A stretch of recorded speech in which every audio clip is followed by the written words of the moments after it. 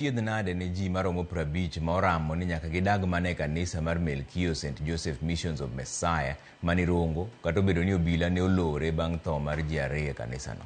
Jolemo go ne dwaro ni wegi gidhi nyime gi lemo e kanisano. Kata kamano komishona ma Migori Mutua Kisilu to wacho ni kanisano nyaka lor ka bende pod inono ndikruok mare ma bende ichich ni ok oluwo dwaro mar chik.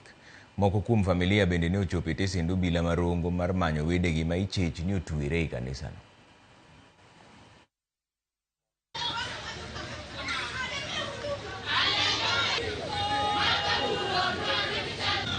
Zeto noweya ka na jadweche 3 oweya kapok achako kata ma wuotho ka nodhi lemne kuno ne en gi tuo moro kaeto nyimena nagi bende noluwo bang'e 2005.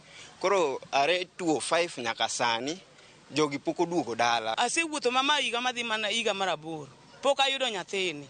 Koro kama entie ok ang'eyo. Koro adwaro sirkal mondo okonya. Ne wafuaro ndache mwayudo to nyiswa ni notho noseike.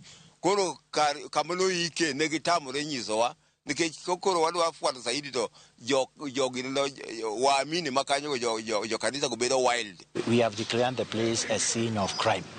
Now, as to whether there are other people who are buried there are processes that would allow us to confirm that. And the process is in court so that we can be allowed also to search the ground. As you know, you cannot just exhume. There has to be an order of court that allows you to do that. So we are holding 57 people, and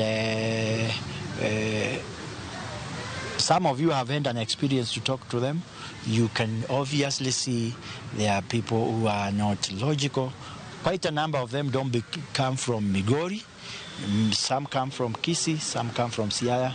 But as you talk to them, you can feel that they are not logical in terms of the way you would want to reason with somebody. Those are initial signs of somebody who has been brainwashed.